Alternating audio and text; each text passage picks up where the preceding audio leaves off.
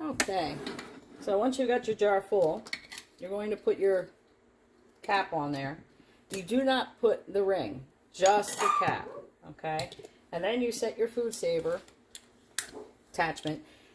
Your food saver comes connected like this, and it's usually in there somewhere. You pull that out and take that off. It's really simple.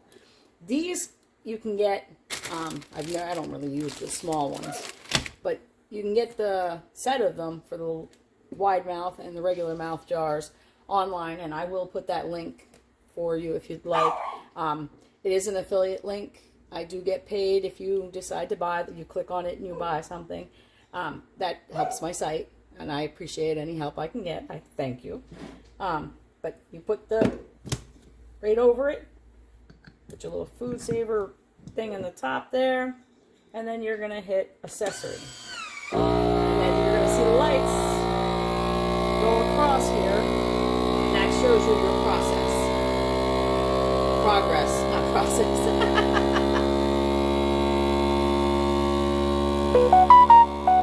It doesn't take long. And you'll hear a pop.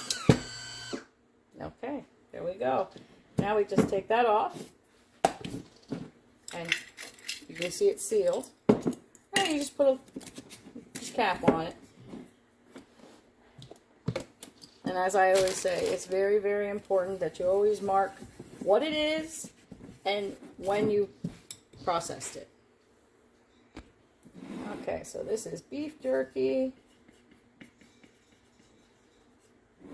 And today is November 17th. So 11/17/21. All right. Now that can go on the shelf behind something so that everybody don't get it.